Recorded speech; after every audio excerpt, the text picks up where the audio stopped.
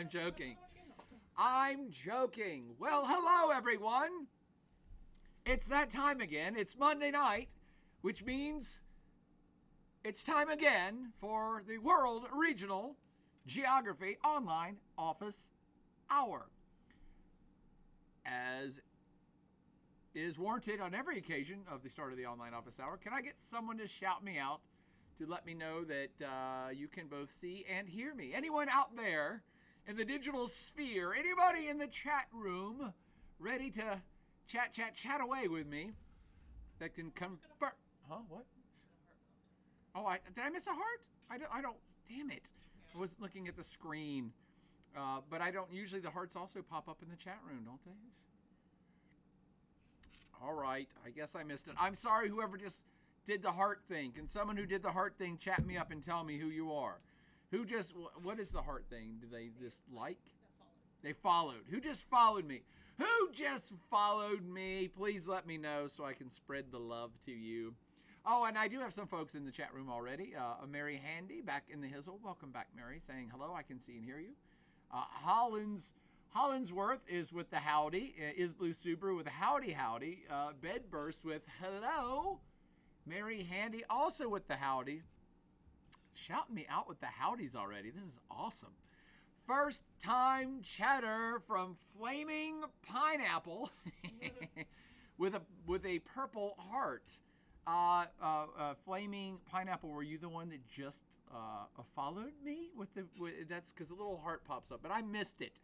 I didn't see who it was. If that was you, first time chatter of Flaming Pineapple, thank you, and thank you for your first time chat. Is Blue Subaru somebody out there howdying me? See, howdy has now become a catchphrase here in the online office hour for World Regions. Tercity said, just finished the course today. Mic drop. Tercity has an A+++ in World Regions for the fall semester of 2023. Might be a new World Regions record. Who is to say? Congratulations, Tercity. And because you did that, Tercity, I feel like that you just earned a Plaid Avenger pint glass. Oh, I was going to bring one. Do I have one nearby? I think I've got... No, I don't think there's one back there. Do you mind grabbing one? Yes. Would you mind? Please, everybody, welcome the ever awesome Katie behind the scenes doing all the heavy lifting. Let's get Tercity a Plaid Avenger pint glass. And I want to show you all the Plaid Avenger pint glass to give you all something to work towards. A little goal to work towards for you subscribers and you good folks in this course who probably, there's other folks that have finished already as well. Would not surprise me. Such a good group of people. And Tercity's not only finished the course, but they're here in online office hours anyway. That's love of the game. Thank you, Tercity. Oh, I should actually officially start the online office hour. Sorry, I always wait for a confirmation, but obviously you all can see and hear me. So, welcome everyone to the online office hour for World Regional Geography, aka World Regions, here at Virginia Tech, home of the Fighting Hokies, the bestest university east of the Mississippi, or perhaps west of it as well. Thank you all for tuning in, and for those of you that are just floating around on Twitch, you have tuned into the Plaid Avenger Twitch channel. I'm John Boyer, the host and professor of World Regional Geography here at Virginia Tech. Also Geography of Wine, for those of you in your senior years. In the spring semester of your senior years, you hopefully will sign up for Geography of Wine. A good time will always be had by all in that course. And the World Regional Geography class here at Virginia Tech, we cover all manner of current events, global happenings, major themes happening in the world, and news and everything else under the sun that anybody wants to ask questions about. So as always, does anybody have any questions? And before we get to those questions, this, my friends, is the Plaid Avenger pint glass. Oh my gosh, look, it even matches the outfit I'm wearing. Boom! Screenshot that. Boom! Tercity, you just earned with you perhaps breaking a record of finishing World Regional Geography in record time. Just earned this and the ever sought after, the always sought after Plaid Avenger head sticker. So let me know when you want to come by and pick that up, Thursday, or how I can get that to you. And that should give you all, the rest of you all, some incentive. So what is it we're interested in today, friends? What would you like to talk about? What's happening in the world? I know last week at this exact time, I had suggested that I was going to do a whole hour or 2 hours just on the Israeli-Hamas situation. I did get a little too busy this weekend to prepare a full lecture on that. And so I'm going to try to get that done and to you either tomorrow night or Wednesday night. So I might be back on, I won't say might, I will be back online here at some point this week to deliver said talk just on that particular event. Now we can talk about it a little bit, what's happening now. We talked a bit about the Israeli-Hamas situation last Monday in some detail, but this lecture I'm putting together is going to explain the entire backstory of said conflict, and I want to make sure I do a really good job to alleviate confusion that folks might have and to place it in its appropriate historic context, and also try to do it without offending anybody. That's the great thing about history usually is if I'm placing historical context, I can just say, well, this happened and this happened and this happened and these people did this and this, and therefore those people did this, and that usually doesn't piss people off because it's history. However, with this particular incident, circumstance, current event, even talking about history can be offensive to some. So I'm trying to make sure to dot all my I's, cross all my T's, and capitalize every sentence as well to make sure that we don't offend anybody. And by the way, I really don't mind offending people. I don't like to do it intentionally. A lot of people think that I am exactly that type of person. It's like the out there and in your face because I want attention and I want to ramp people up and get them all fired. I don't really particularly care for that at all. I don't have anything to sell. So I'm not looking for 1 billion followers or 1 trillion likes or 10 billion clicks. I don't need any of that. I'm here for love of the game, and so I don't mind offending people because that's part of learning, actually. Not to be wildly offended, but to hear things that perhaps you don't necessarily agree with, that don't jive with your life take on how everything should be, that perhaps don't, I might say things that you disagree with politically or economically, or just you're more liberal and I'm going to say something conservative, you're more conservative, I'm going to say something more liberal. It's okay to be challenged by your professors. It's okay to be upset even by things you learn or hear that challenge your frame of thinking. It's okay. That's why we have this place called college. You can't broaden yourself or empathize with others, much less sympathize with others, much less understand how the modern world is working if you never get out of your comfort zone and never hear anything that you never want to hear.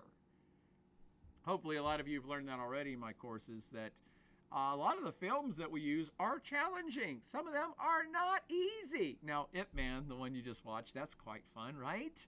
But even that would be offensive to Japanese people because it shows the Japanese in a very imperialistic, horrible circumstance when they invaded China, because they were horrible and they did terrible things in China when Japan invaded. So even talking about history or things that happened way in the past, or just placing things in a modern context of what's going on right now, pretty much anything you say could offend somebody. And what I'm trying to tell you right now is that's okay. It's okay to be challenged. That's why we come to college. Anyway, by the way, did you guys like Ip Man? To the comments, though. Congratulations again, Tercity, for nailing the course. Breezy Thought said, could we get more on Israel-Hamas? Certainly. I'll go to the news in just a minute. We'll start with that. Is Blue Subaru says, just out of curiosity, how many more points are left in the semester? I'm chilling at just over 900 with this week's movie watch already, and was just wondering. I would be surprised. What are we in week? We in week 8? Yeah, you can bank on at least 100 a week, and I'm thinking closer to 200 on average. I mean, we're in week 8. we actually have 13 weeks in the semester. So there's still 5 weeks to go. And there are lectures every week, and there are movies every week. And I'm going to keep doing podcasts every week. So I would say at a bare minimum, there's 500 points left. And my instinct, it's closer to 1,000. Don't quote me on that if you're failing, all right? But, you only need like 1,400 to get an A. So with 900, you're comfortably in striking range is Blue Subaru. Just stay on it. And like Tercity, the more you do, the faster you get it done with. And Tercity did that without even having all the book quizzes up yet, because I just realized we don't have the Chapter 25 book quiz up yet. So Tercity pulled it off even without the book, all of the book reading. So it can be done. You still have time. It should be no problem. Anybody that's tuning into these online office hours, you guys must be all great students. I'm sure you're doing fine. You don't have to have finished the class in October. But again, that's why I think Tercity might have just broke a record. But you should be wrapping it up in November. If you're taking quizzes in this class in December, that's because you haven't been doing work all year long, and you're forced to do stuff in the last couple weeks of class. But I don't think any of you all are going to be in that. You're going to finish this up before Thanksgiving. And still tune in for online office hours and still watch the movies, because that's how awesome you all are. Let's see. Cupid Dizzy says, "What's up?" with a bunch of alien emojis. Got the Assassin's Creed ad. Well, World Regional Geography is obviously linked straight into Assassin's Creed. We're really related. That's why they plant those particular advertisements in on my class. How much do I need to get an A? Again, I think it's 1450. See, 1350 or 1450? You think 14? 13. I think it's 1350. Yeah, so no worries. You guys got this. Is Blue says, "I feel like what I've learned throughout middle and high school never really mentioned China's involvement in World War II and never really mentioned Japan's impact towards them, besides just a little comment here and there." Yeah, it's kind of big. In fact, not to go off just on the Ip Man tangent, but one of the reasons I like that film is that, one, your class voted, when you voted for what regions you wanted to hear a lecture about, Japan was number 1. So that's why I gave you Japan. China was number 2, which is why you're now doing China.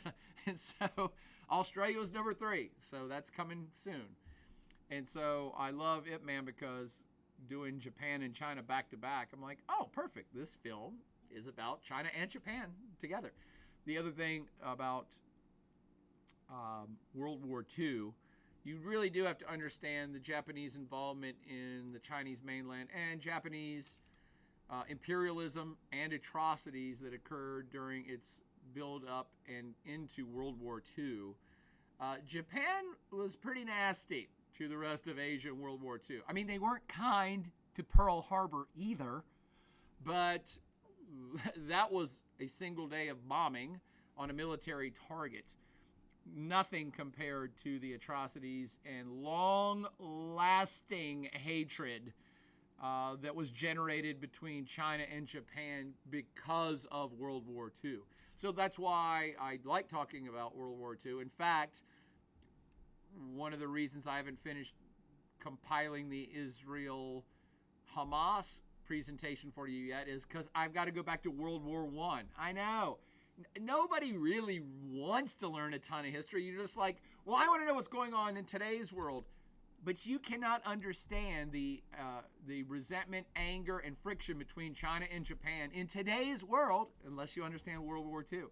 And you actually can't even have the first clue of how Israel came into being, much less how there's a group of Palestinian people that are in a place called Gaza Strip. You can't even understand why that is until you go back to World War I to see how all of this evolved. So that's what I'm working on for you for later this week. But China, Japan, the angst and anger between China and Japan, World War II, the anger, resentment, and angst between the Koreas in Japan, World War II, the angst between Indonesia and Japan, or I should say Burma and Japan, and Vietnam and Japan, World War II. So when you see Japan as kind of an outlier, an Asian country that's not really friends with any of its Asian neighbors, Japan is much more friendly towards Western states, more trading ties, more economic ties, things of that nature, more cultural ties. World War II. It's only now in 2023, 70 years past World War II, that you're seeing trade relations really build up to where they should have been 70 years ago between China and Japan. Japan's number one trading partner is now China. That's just from the last 10 years. So Japan traded way more with the United States and other Western countries before that because of the angst of World War II. So to understand today, you do have to go back. We don't have to learn every single thing about history, but you kind of got to know the big picture of who hated who and who was fighting who and who committed atrocities against who to understand today's world, and particularly when it gets to the state of Israel, which is what I'm working on for you this week. Okay. Cupid Dizzy gives me some Google eyes and shouts me out Dr. Boyer.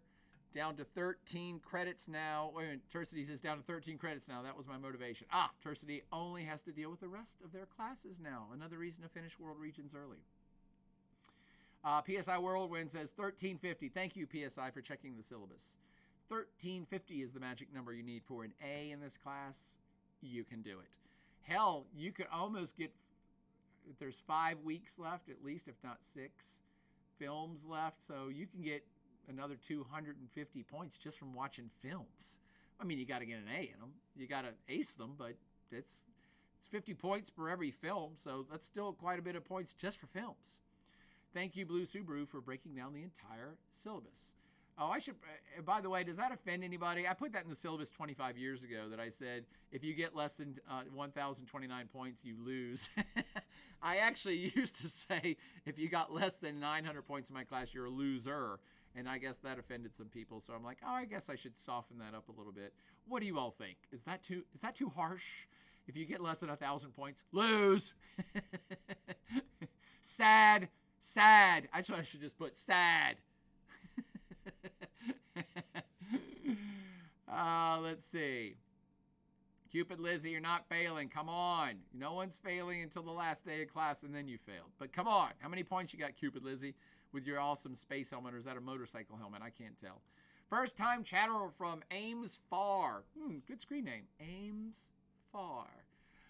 Will there be more point opportunities after week 13? No, there's only 13 weeks in the semester. In fact, week 13 is the week 13 is only a half week because there's more than 13 weeks. Oh, okay.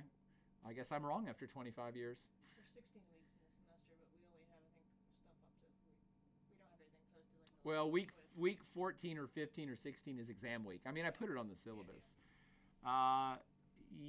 Week 13 is it for us because usually week 13, from my calculations, is the last week of class, and it's usually a half week. It ends on Wednesday, reading days on Thursday, and then you start exams after that. So the official last day of class is the last day for us to do anything. You know what? Maybe I'll throw in a bonus film for you to watch during exam week if you like, but it would have to be early on so we can calculate grades and get all that crap done. And Cupid Lizzie's asking for more flash quizzes. Yes, like I said, I'm going to do a whole lecture just on Israel, and that's going to be a large quiz. I won't even call it a flash quiz because it will be at least an hour-long lecture, so it might be worth significant points. There's some other things that are coming up, and I would like to do more podcasting for you all, so don't become despondent yet, but don't wait around for me to post extra stuff as well. Get busy doing all the stuff that's there, and I'll be creating some other stuff for you as well. Let's see. I'm gonna have to skip over all of Cupid Lizzie's emojis and that little Minnie Mouse thing with X's in their eyes. That usually means somebody's dead, Cupid Lizzie. That emoji scares me. Let's see. Flaming Pineapple says too soft, and Cupid Lizzie says people are too soft. If they're so offended, they can go ahead and cry about it. To be honest, to lose is motivation. There you go, Ames Far. That's what I was thinking. It's motivation. Facts Pineapple. P.S. Whirlwind says, keep it, it's funny. See, you're my people. Love you, people. It's staying in there. Cupid Lizzie says, I have to subscribe to get a Putin emote. Once World War III starts, I might cop that. Blue Super says, I believe that you should make the you lose comment more offensive. Make it sink in. I shall do my best. How about if I put in less than 1,000 points is you lose, and I'm going to tell your parents.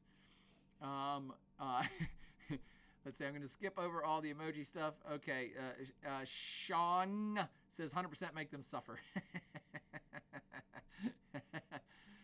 Ames Forrest says, just to clarify, is all the work not uploaded yet on Moodle? That is correct.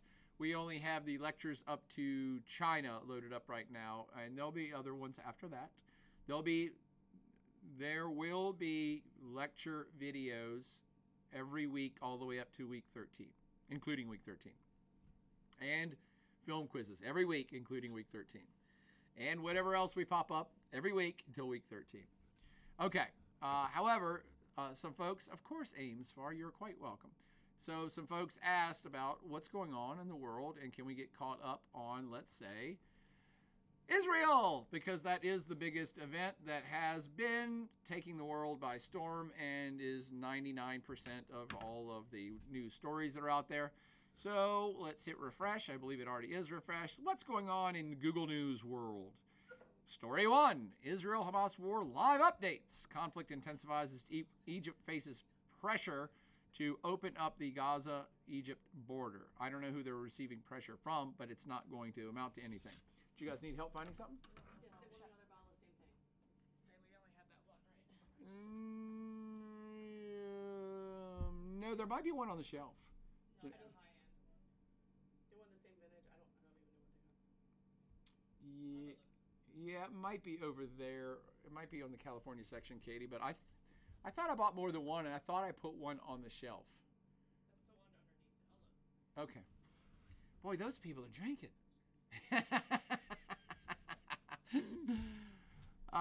Okay, where was I? First time chatter from M. Fred, who says 9. 1098. Oh, I'm sorry. I don't even know what that's referencing. So,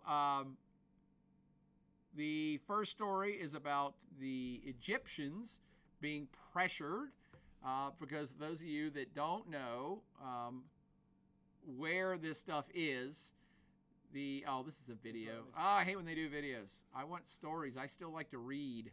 So for those of you that don't know what we're talking about with Egypt, the Egyptian Gaza border crossing that's coming under severe stress, here on this map, can you all see that map? And I've zoomed into the southern half of Israel.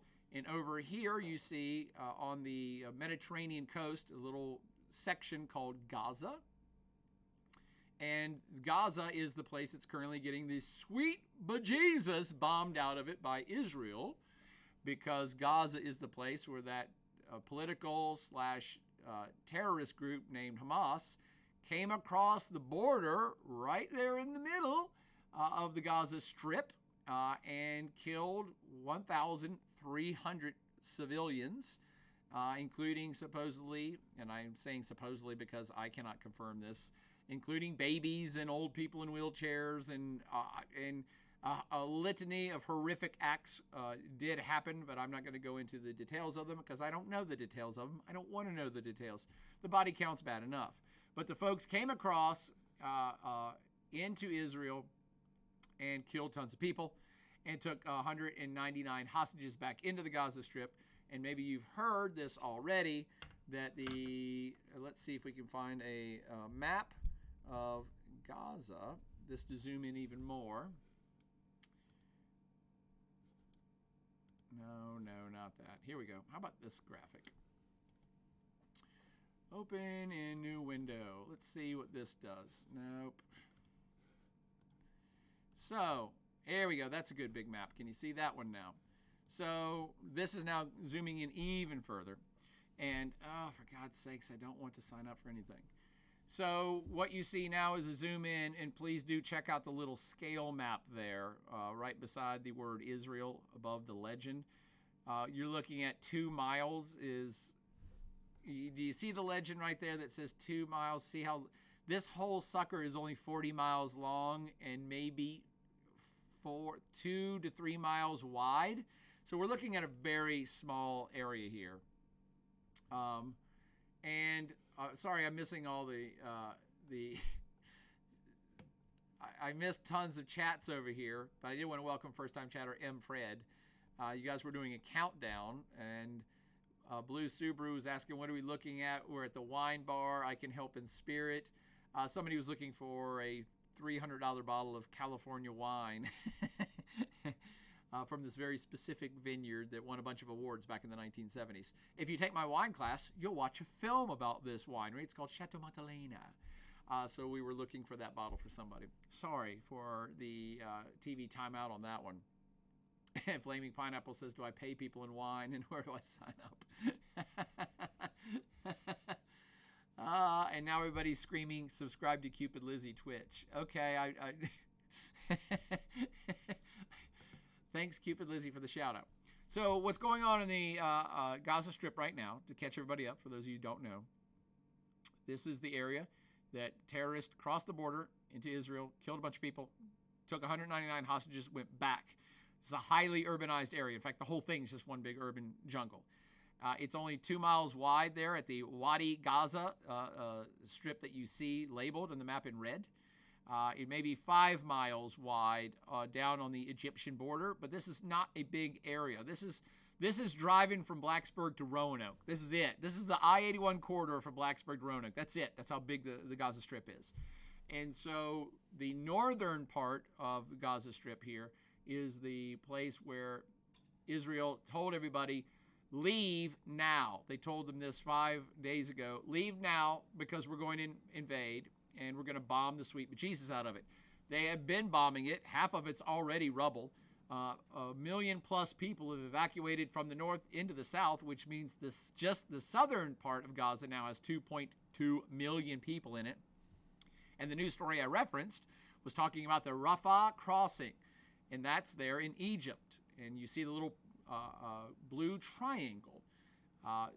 All borders and all crossings into the Gaza Strip have been closed ever since this attack Saturday before last. All of them.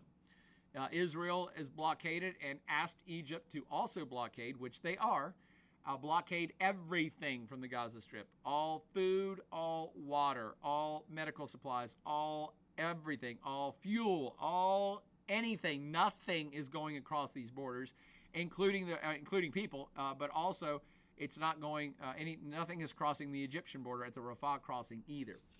Egypt is coming under increasing pressure to open up the Rafah crossing, to allow refugees out, to allow sick people out, women and children out. They have so far resisted that call.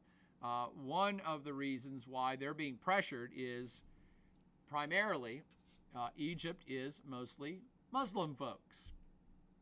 Arab Muslim folks at that. Palestinians are Muslim folks. Arab Muslim folks at that. Most of the Middle East are Arab folks, Muslim Arab folks at that. So not everybody in the Middle East is Arab, by the way. There are the Turks, not Arab. There is Iranians. They're not Arab either. But the vast majority of the rest of the Middle East is Arab. We're going to talk about this. If you all vote for me to do a whole lecture on the Middle East, I'll talk about this in some detail.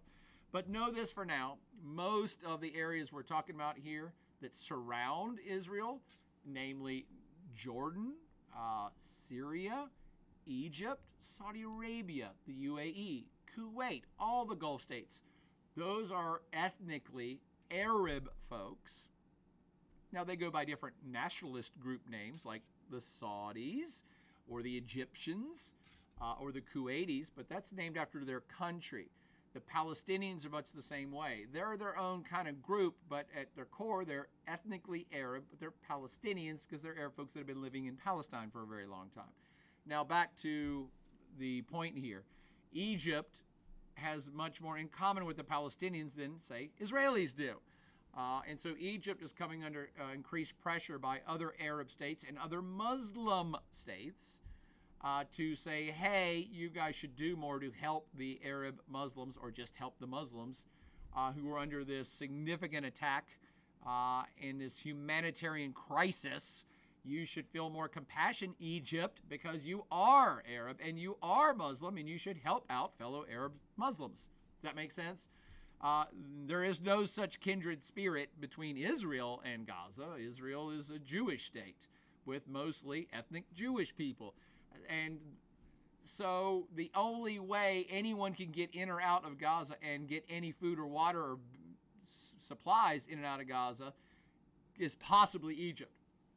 But Egypt has been respecting Israel's request to not do that. So, point one, Egypt's taken increased scrutiny and pressure because of its kindred brotherhood and its perhaps desire to help fellow Muslims, and pressure from other Muslim states to help fellow Muslims.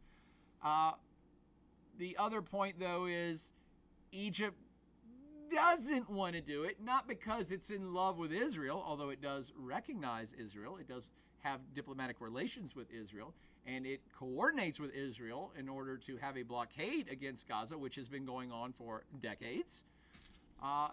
But Egypt doesn't necessarily want to open the border, and has not in the past, because Egypt primarily does not want 2.2 million Palestinians to come into Egypt, and now it's Egypt's problem.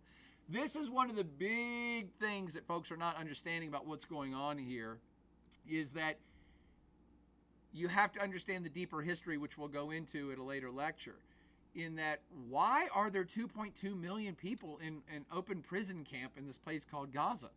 Why is there another 5 million people Palestinians over in this place called the West Bank?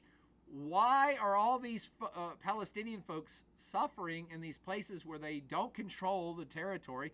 They're not sovereign states. They don't really have any real rights. How is it these folks are trapped in these areas? Why don't they just leave?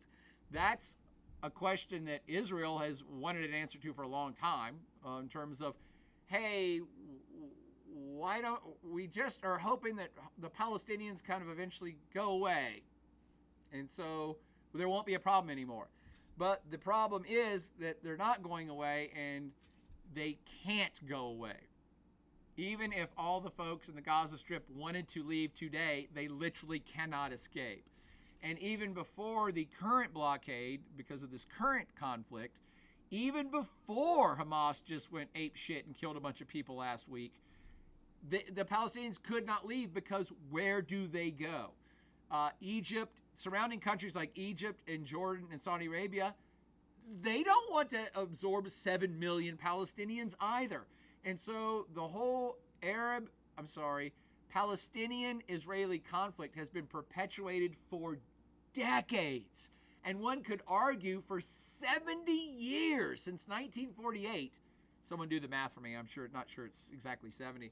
Since 1948, Palestinians have been in limbo, and they've been in intentional limbo by all the powers around them, not including themselves. The Palestinians themselves don't have any power, but it could have been argued for 70 years that Egypt or Jordan or any other Arab state could have helped out the Palestinians, could have relocated the Palestinians, but no one wanted to do that. No one still wants to do that, because all the surrounding states, and in this case Egypt, has said, why would it be our responsibility to take on 2.2 million refugees that used to live in this place called Israel, and they're getting kicked out? Why is that our responsibility? We don't have the resources to take on 2.2 million refugees. Jordan could say the same thing. There's people in the West Bank that borders Jordan, and there have been huge Palestinian refugee camps in Jordan in the 50s and 60s and 70s and 1980s that were there so long they just pretty much became Jordanians. But Jordan can't handle another 5 million Palestinians coming in. So the surrounding countries are part of this problem too, because everyone just says, no, the Palestinians just need to go away.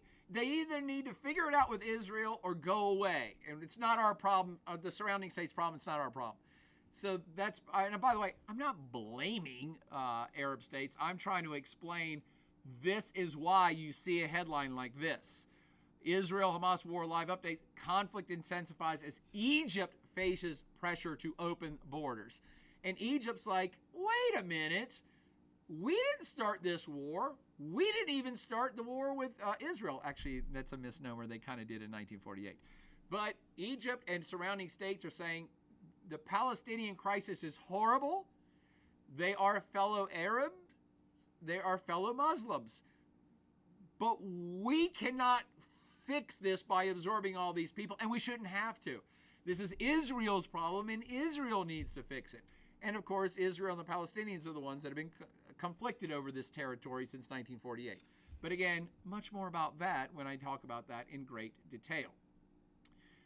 Whoever asked for the update on this, by the way, the update is it's been the same. As I suggested when I showed you this map, it's been now like day 4 or 5 since Israel, 5 days since Israel completely cut off all supplies of everything. The Gaza Strip has no electricity. It has no water. It has no food, except what they have there, what they had already there in place. The northern part of Gaza Strip has been bombed into virtual oblivion.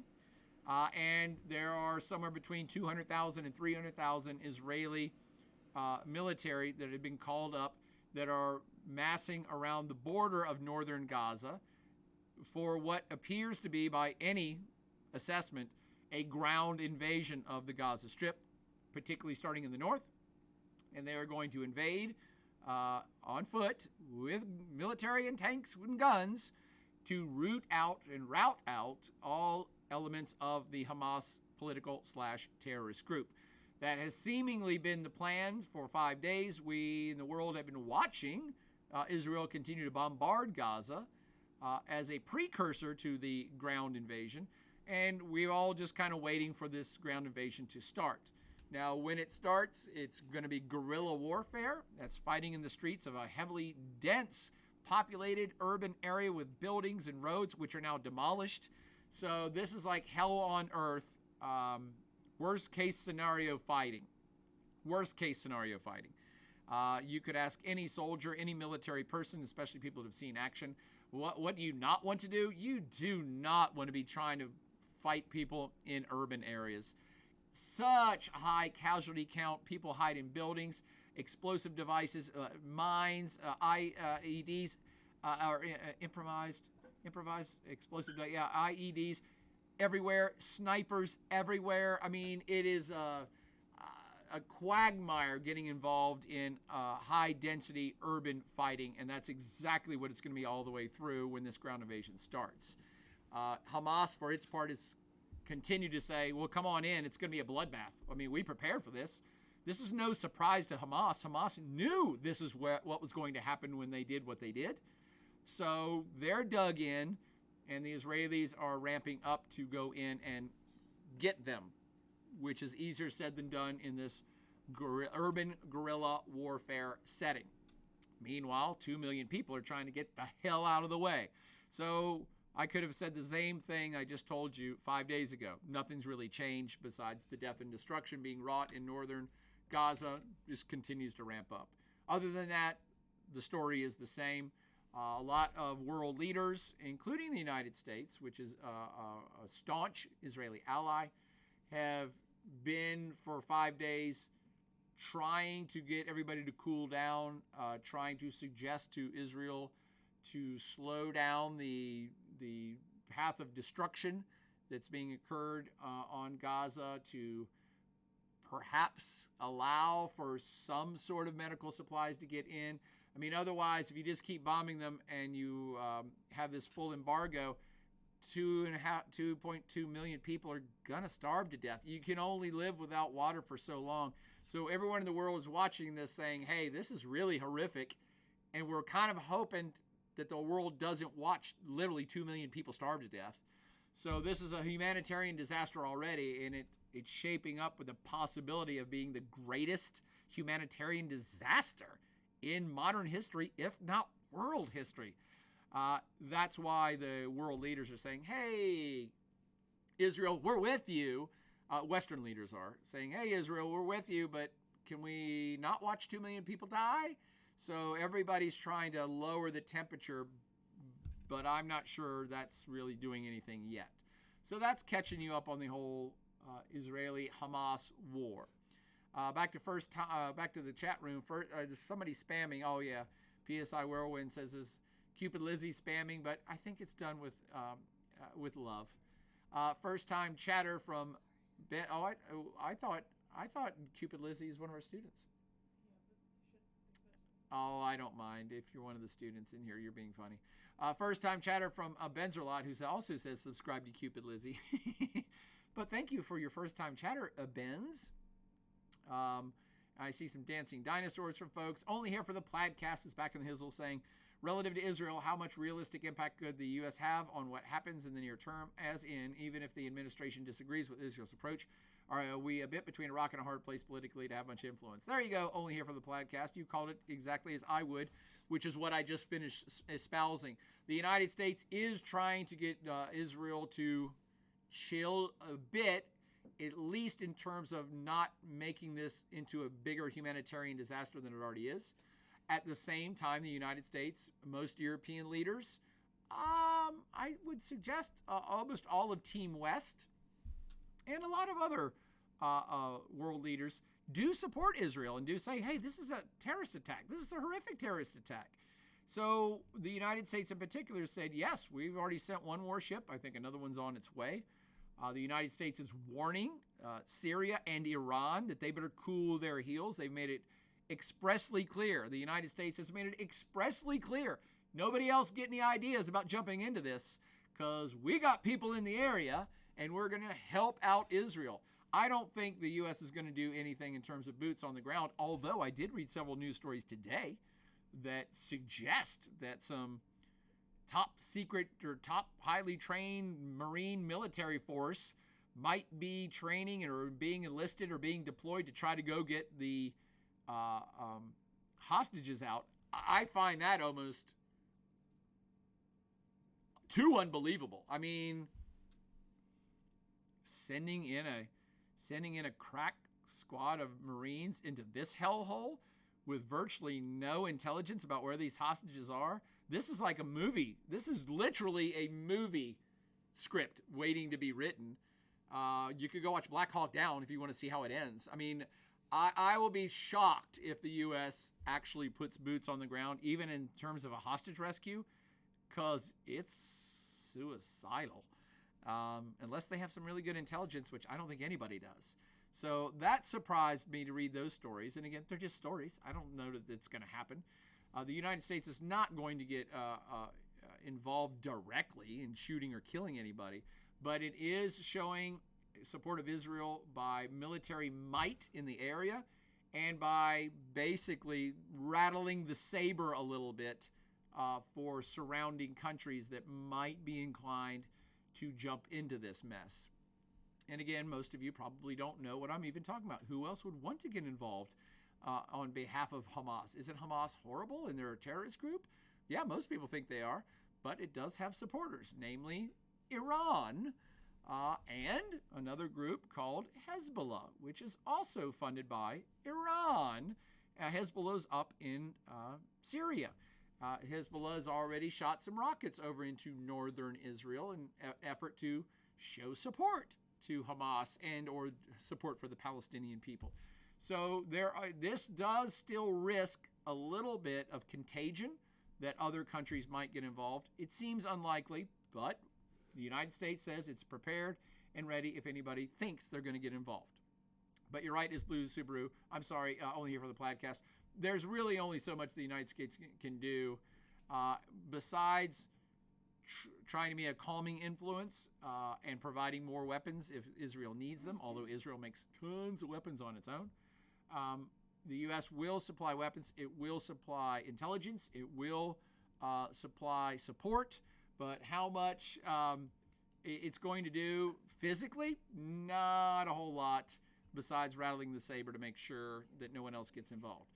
Is Blue Subaru says, do you think Hamas attacked because of other world conflicts? I know, just like with every issue, there are people wanting America to be the world police and intervene. But with tensions about our funding towards Ukraine, do you think there's a chance that Hamas attack now because they know there's a better chance of no U.S. intervention? That's a very well thought out question, is Blue Subaru. I don't think that is correct, though. I don't think your hypothesis is the precise reason. I think that it's much more likely. Hamas didn't attack because they didn't think anybody was getting involved, because Hamas 100% knew that other people would get involved. So that's the first challenge to your hypothesis. Hamas knew what it was doing. Hamas 100% knew. It's very predictable that Israel was going to come back in a massive attack. 100% predictable. Hamas actually is encouraging the end game on this. You could say Hamas's motivations are multiple, which I'm sure they are, but they include almost wanting to accelerate an end game, being so desperate and so angry for decades, so frustrated by the situation for the Palestinians that they basically, have a death wish, and they're like, just burn it all to the ground. There's no hope for the future, and when people have no hope, they don't give a shit about anything, including death. So it's partly a death wish of burn it all to the ground. What's the point of this existence? But it's also, hey, our lives are horrible here in Gaza Strip. We're going to make sure that Israeli lives are horrible too. So that's a mantra that you might have heard in the past too. If there's no security for Palestinians, there's going to be no security for Israelis. There's no peace for Palestinians, there's going to be no peace for Israelis. So that's been kind of a mantra they've had forever of, if we're not going to get any, if we can't be made comfortable, then you're not going to be comfortable. So part of their motivation was likely a wake-up call to Israel, which kind of thought everything was going fine. It's like, nope, we're going to make you worry and suffer as much as we worry and suffer. So that's a bit of that going on too. However, I've read this. I can't even claim this is an original thought for myself, but I've read it, and I had an inkling about this, and I've read it by Reddit articles from 10 different people who I respect, who all came to the same conclusion too. And I think it's back to Blue Subaru's question, did Hamas attack Nablus because it knew the United States was distracted, or the Team West was distracted by Ukraine? No.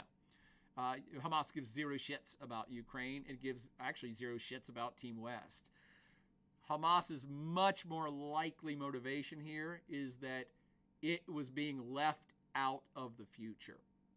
And what I mean by this, and maybe I'll even get into more detail about this when I give you the whole lecture, Hamas's sole reason for existence, raison d'être, is to fight for Palestinian liberation and possibly destroy the state of Israel. It's one of their stated missions. And they kind of had been so sidelined because of an embargo against Gaza for 14 years now, 15 years, 16 years. They have been left out of political discussions. They were a political group that had some political clout. They do run the Gaza Strip as its government, but they're also a terrorist group. And so no one's talking to them. And what I mean by that is, let's call it 20 years. 20 years have gone by, and nothing's changed for Palestine. Hamas has had no negligible effect. One could say it's been negative. But they're not at the bargaining table. They're not at peace talks. They're not included in anything.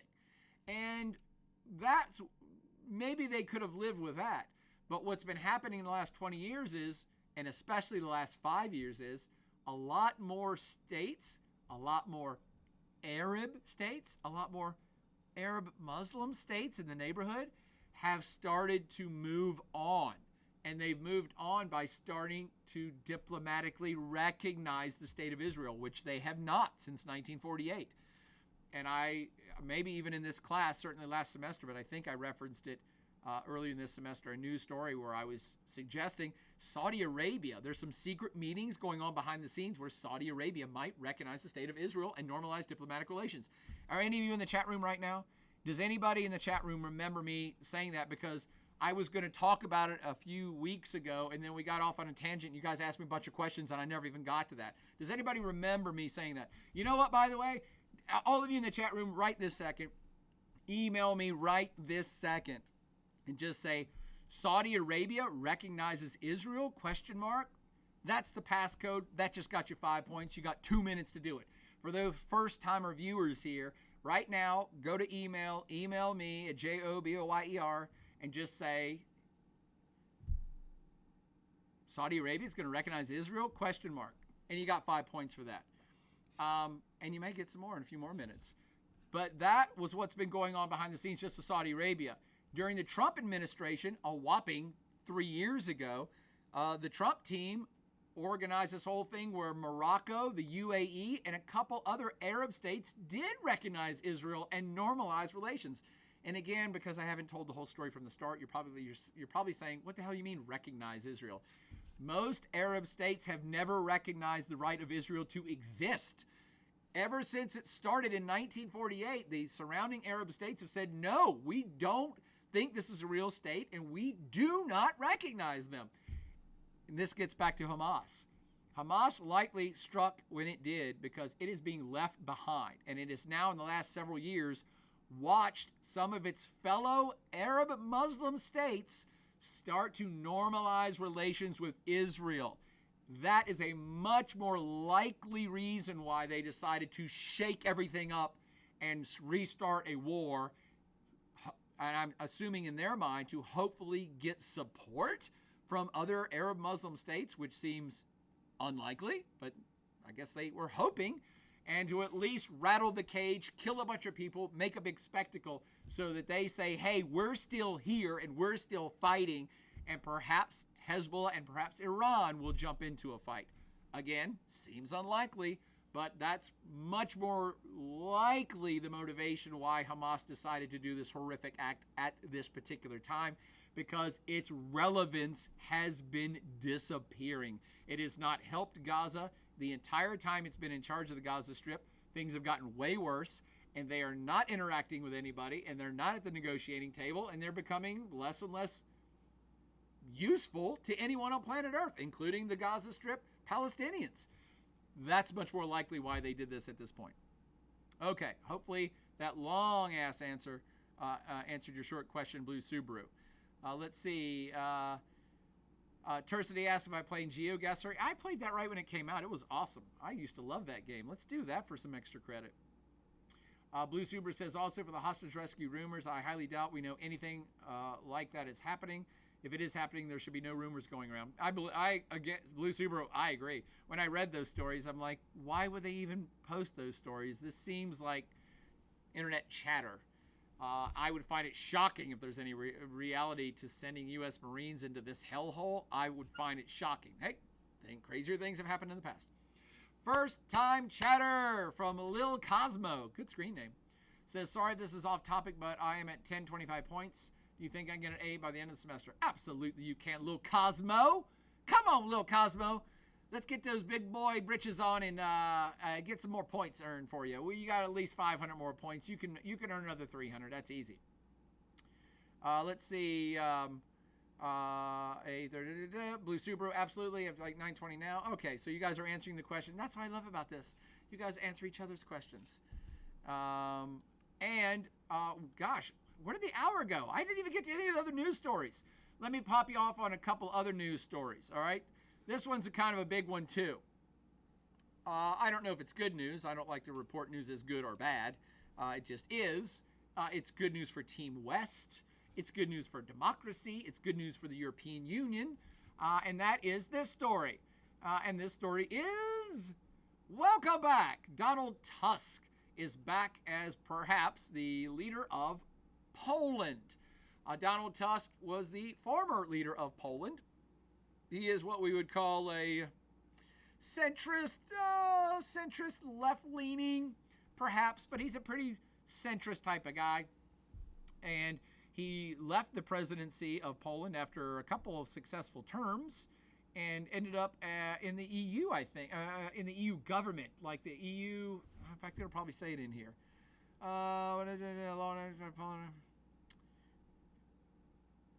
Donald Tusk. Come on, what was he before? I've forgotten.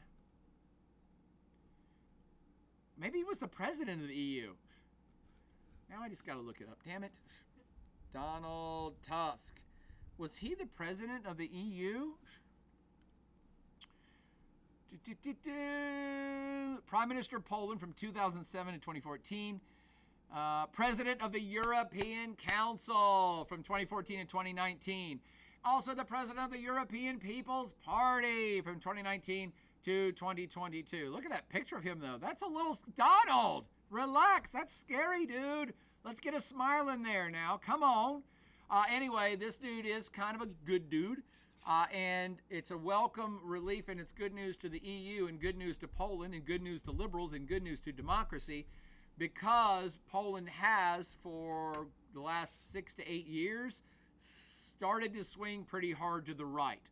Now, they haven't elected an authoritarian goober yet, but the current prime minister was pretty close.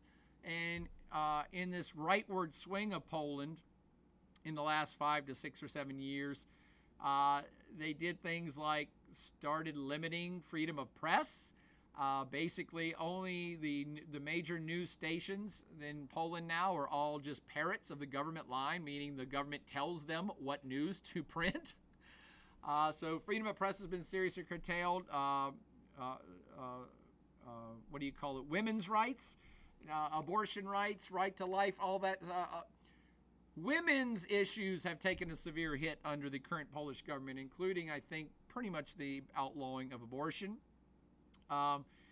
In more problematic to democracy moves, Poland started firing independent judges, and the government started stacking all the courts with personal hand-picked by their political party judges. That starts to get very dicey. Again, maybe some of these things are familiar to you because they have also been happening in, what's that place called? America! So this rightward swing of Poland has really worried the EU. The EU has actually been distancing itself from Poland and vice versa. Poland has, in the last 5 to 6 or 7 years, been saying, well, we don't like that EU rule, so we're not doing it. We don't want to support the people of Ukraine, so we're not going to do that. It's been very contentious to the point of there has been talk in the EU of, like, is Poland going to even qualify as a member of the EU soon? I mean, if you stop following the rules, then you're not really in the club. So this is a big sigh of relief because, by the way, the ruling justice, what's it called? Law and Justice Party. The ruling party that's been enacting all these ultra-conservative / right-wing moves, it's called the Law and Justice Party. And by the way, they're corrupt as shit too. I mean, most governments are, but this one's been mired in scandal. It's one thing to be like, yeah, that government's corrupt. It's another one that's like, oh, this is the 20th corruption investigation on this government in the last 5 years. Yeah, and this is why they're trying to stack the deck of judges so that their party doesn't get attacked or get persecuted or prosecuted. So that's true deep corruption of state. And the Law and Justice Party still is quite popular and did win the, I won't say majority of votes, it won the biggest share of votes. Let's see if they have a voting framework here. What is this showing? Oh, it is showing it. Wow, that's a cool graphic. Dude, look at that.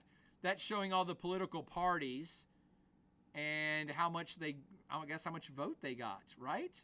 Damn, that's a good graphic. So the PIS is 37%, right? So you'd be like, oh, wait a minute. If the Law and Justice Party won 37%, that's the biggest number. That means they just won the presidency. No. This is kind of more of like a parliamentary system. So you have to, if you're going to pick who leads the government, basically who becomes the prime minister in the cabinet and runs foreign policy and all that, you can only do that if your political party gets over half the votes. Literally, you have to have a majority. So if they got 51%, which they did a couple elections ago, then they get to form their government and do their own thing.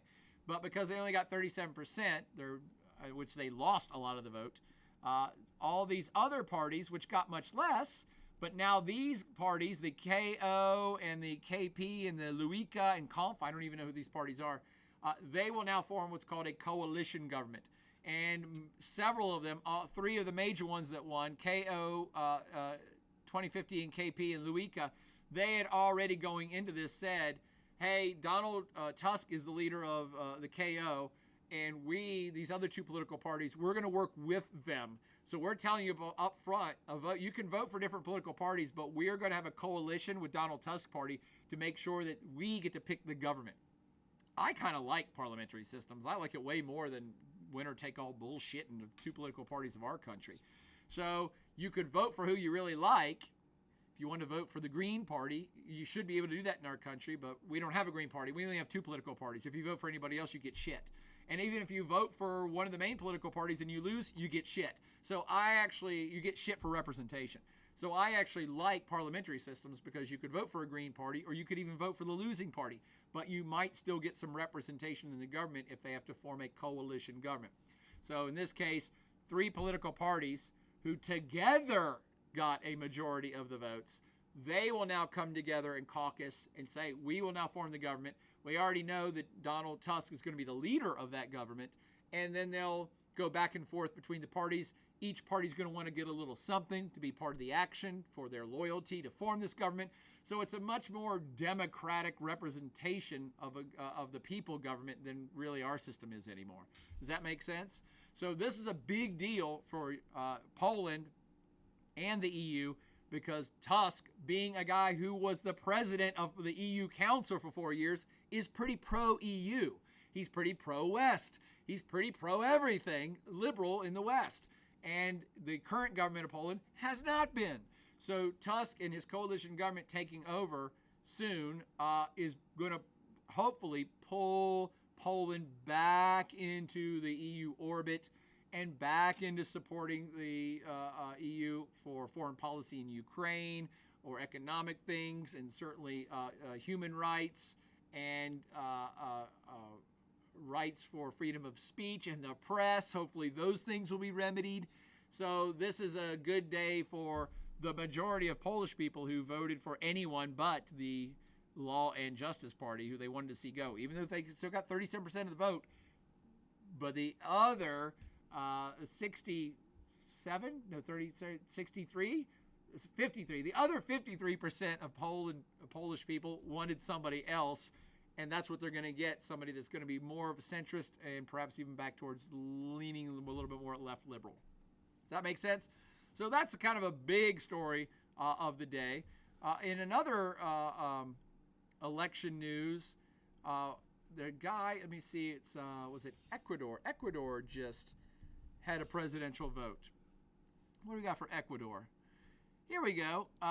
This dude just won the Ecuadorian presidency, and he is the youngest president in Ecuador's history and probably one of the youngest presidents on planet Earth. I think he's 35. He's 35 years old. So Daniel Noboa, heir to banana fortune, wins Ecuadorian presidential runoff election. Completely inexperienced politician and heir to a fortune built on the banana trade won Ecuador's presidential runoff on Sunday amid unprecedented violence that even claimed the life of a candidate. That's true. He came to power, and I believe he is a centrist. Here it is. Votes counted. Nobody had 52% of the vote against Luisa Gonzalez, a leftist lawyer and ally of the exiled former president. I think he is more centrist, but certainly he's leaning more conservative right since he was up against a leftist candidate. And Ecuador voted this guy in because they want change. The former presidents of Ecuador have been very left-leaning. No judgment, they just have been. In fact, one of the former presidents, Rafael Correa, he was very left-leaning. He was almost socialist communist, which I don't consider that a bad word. I'm just telling you who he was. And he did well under his terms of presidency. Ecuador did pretty good, but it's been going downhill ever since, and the Ecuadorian people now are facing high levels of unemployment and high levels of drug violence and high levels of organized crime violence. And that little blurb in there about somebody that even killed a candidate. Yes, one of the candidates for this presidential election was assassinated on the campaign trail by a mafia gang. So rife with violence and unemployment. even the leftist rhetoric has not been playing well in Ecuador lately. And leftist rhetoric would be like, hey, we want to spend more money and give more health benefits to the people and give people this and give people that. We want to spread wealth around. Even that's not playing in Ecuador right now because the violence has gotten too far out of hand. And when violence rises in any society, more people start turning conservative, which is why you have something called the Law and Justice Party in Poland. And even the MAGA party in the United States would say, oh, we're against crime. It's a very common thing that as crime rises, conservatism rises, and even right-wing conservatism rises. People get scared. People want law and order. They want to vote for police, more prisons, more police, to push back against violence. And that's what this guy did on his campaign trail. Said, hey, look, I'm not really a right-wing nut, but we got to create more jobs here by pulling in more international corporations to create jobs. And we got to spend money not on free benefits for everybody. We got to spend money to try to quell this violence.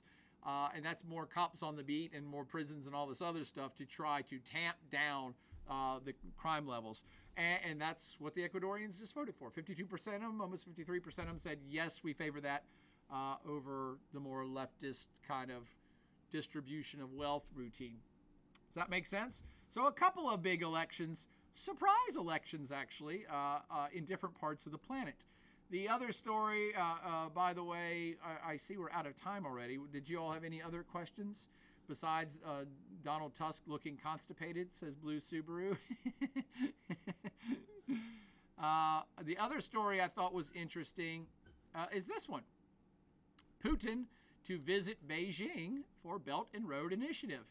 Oh, it's a damn... No, why can't people just write anymore? Let's see. I don't think I have access to the Washington Post. As Putin visits China, new anti-Western coalition turns on Israel. That headline's not appropriate. I already read this story. That's not what it's about. What it's really about is Russian President Vladimir Putin flies to Beijing to meet his strongest, most crucial ally, Chinese President Xi Jinping. Each of these leaders has been hobbled by crisis of their own making, Russia's disastrous war in Ukraine and China's economic stumbles, which have frayed confidence in Xi's management. This is only the first time? Is this the first time Vladimir Putin has left Russia since the start of the war? He doesn't go anywhere in the world anymore because he might get arrested since he's got an ICC warrant out on him because of war crimes in Ukraine. So interesting because it's reinforcing a couple major themes I want you to think about for this class. Russia's ever tightening embrace of China as their savior, which China has been playing up. China is definitely the leader of that relationship. Russia still has more military might than China when it comes to a nuclear arsenal, but that's about it. China can routinely beat Russia on all stats and beat them badly. So China's doing Russia a favor by even having this relationship continue to grow behind the scenes.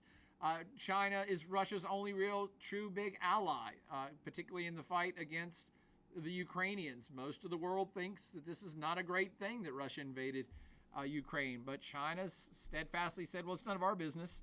So Russia's got China, North Korea, and Iran on their side. Woo!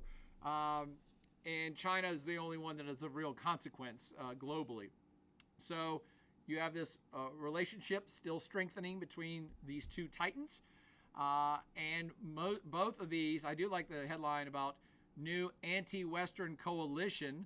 They're referring to the Chinese-Russian axis of power, but also the Belt and Road Initiative. That's the meeting that that Putin's going to see. The third Belt and Road Summit. You're going to learn about that during the China lecture and during the China chapter in the book. This is a very big deal. This is China's intent on making China the epicenter of trade and economic prowess for all of Asia, but also the Pacific Ocean, the Indian Ocean, and all the way to Africa and across the Asian continent, all the way to Europe. China has been building roads and infrastructure and port facilities and been expanding its influence, its soft power, if you will, and building relationships with all the countries in the old world, that is Eurasia and Africa, in an effort to, again, make itself the center of things. So this is a really big deal for China because it's the third big meeting of members of the Belt and Road Summit. That summit started exactly 10 years ago. So it's taking attention away from Western problems. But this club, this Belt and Road Initiative, and particularly the China-Russia Axis, is certainly a anti-Team West grouping.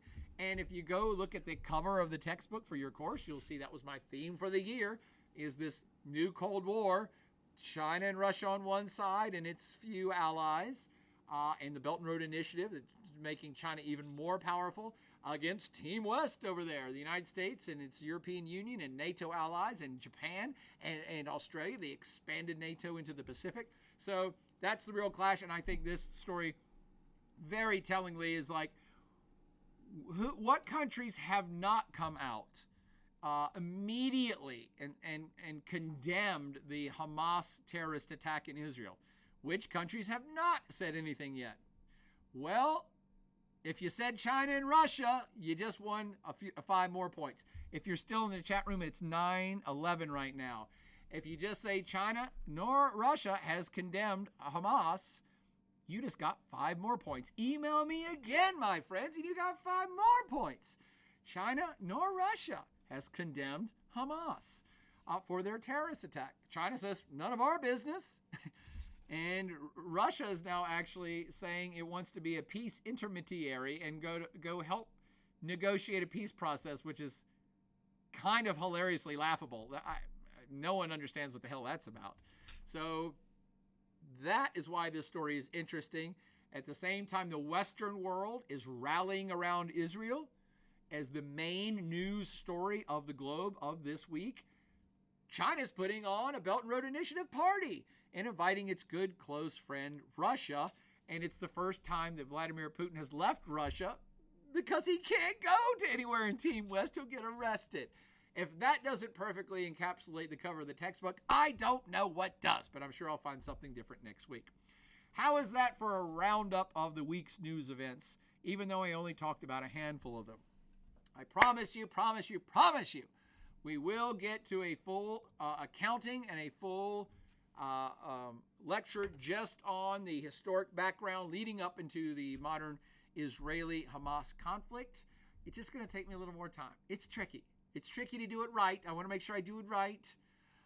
And we will have a full lecture on that I might actually just record.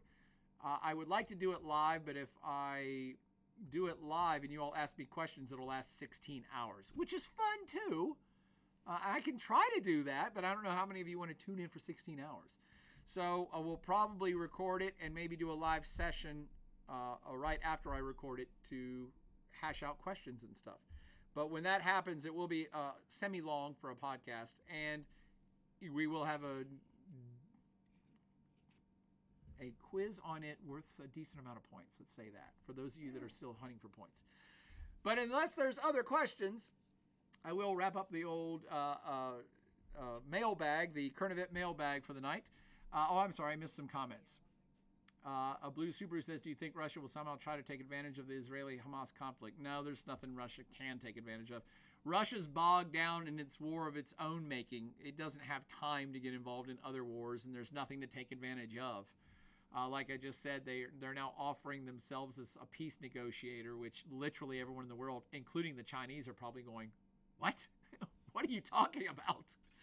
You're killing Ukrainians, but you want to be a peace negotiator in a conflict that you have nothing to do with. Okay. Sure, come on in. I'm sure you can fix things right up, Russia.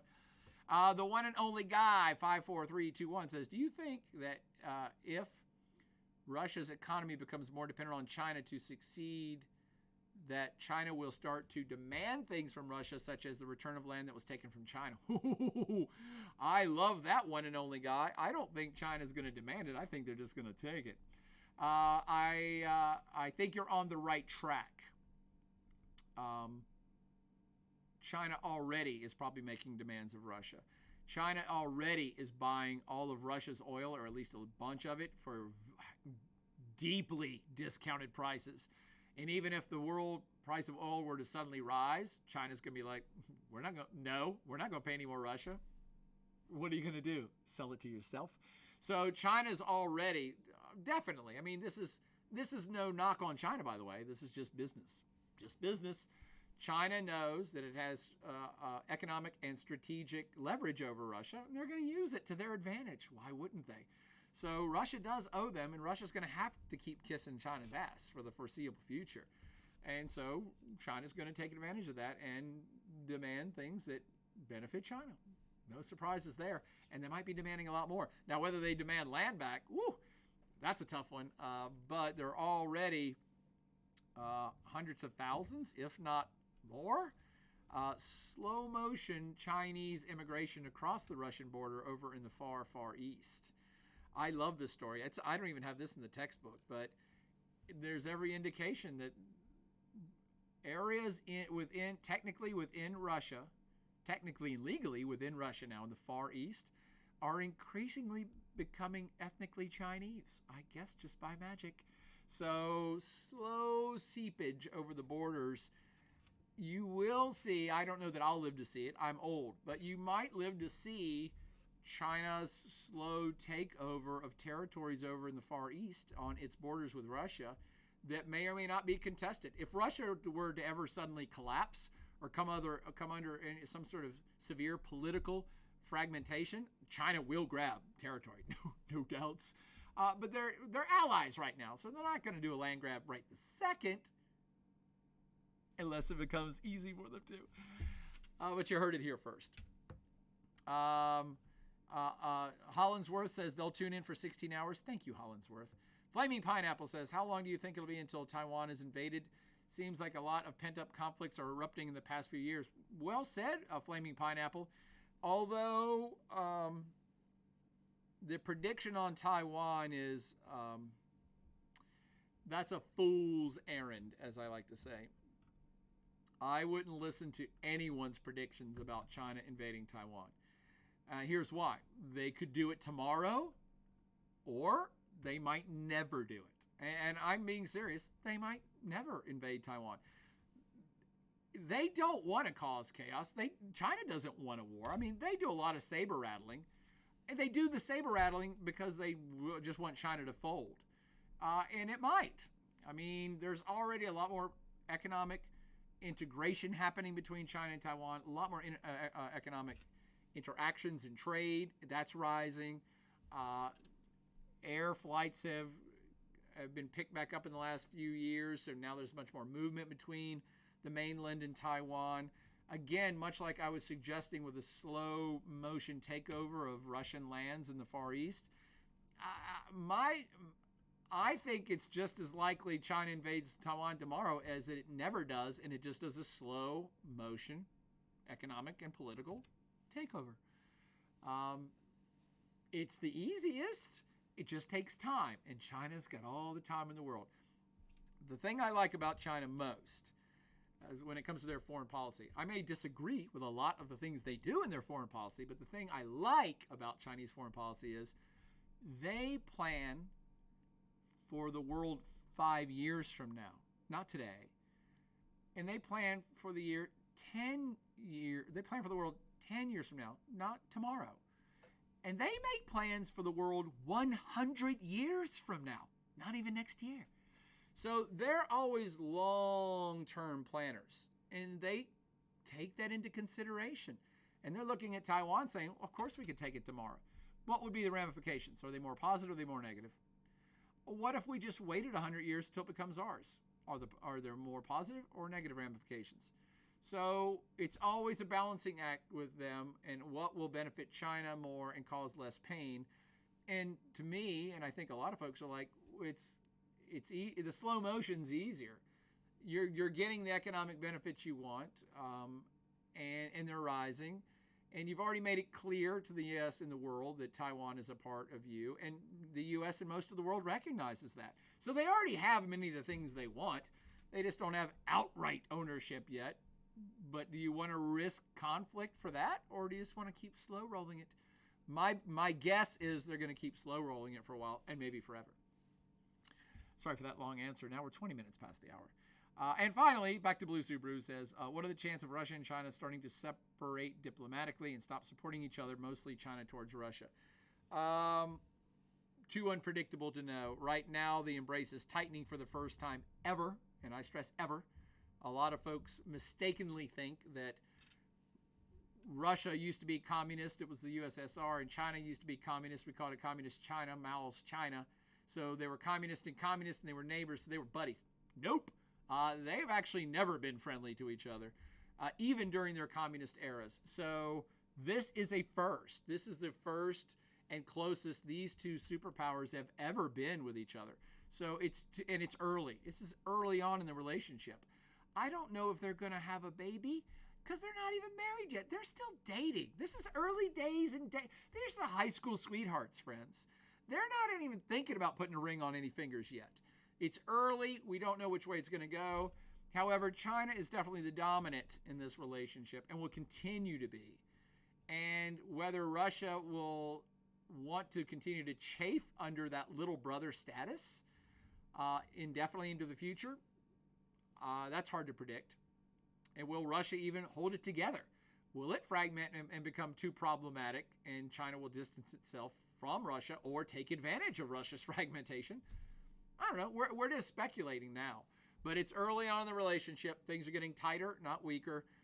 And it's hard to tell which way any of this will go. We can only go on what's happened in the immediate past and make some predictions in the future. And the future prediction in the next 2 to 5 years is this relationship will continue to grow because both countries fear the United States. The leadership of both of these countries see the United States as their mortal enemy, so they share that. That's their bond, and that's probably not going to change in the next 2 to 5 years, if not the next 10 to 50 years. So that's what makes them naturally gravitate towards this relationship, and it doesn't seem like it's going to change. Both Russia and China want to take away the spotlight from the United States and Team West in general and focus it more on themselves. And rightfully so. I mean, every country wants to look out for itself. That's what countries do. And China sees itself as the rising new power, and they want a new world order that reflects their power in this new structure. And they're going to get it. And I have no problem with that. But the lights went out, so that means it's last call. They were flicking the lights. It's last call. So thank you all for another, I think, good office hour. Did you guys like it? Did you learn anything? I just want to make sure you learned something. And I'll continue working on the Israeli presentation for you all. Otherwise, hope you learned some good stuff. You got 10 points if you stayed with me the whole time and emailed me. And you all have a great rest of your Monday evening. Have a great week here in week 8. Or is it 9? I think it's week 9. Week 9 of World Regional Geography. And have a great week and a great rest of the semester if you never tune back into this. And congratulations to all of you all that are already finishing up the class, but still coming back here. You're going to earn yourselves a Plaid Adventure pint glass if you keep up that good work. Great night, you all. Great office hour. That's to you. That's to you. That's to you all. Good office hour. Good office hour. As always, have a good one and party on.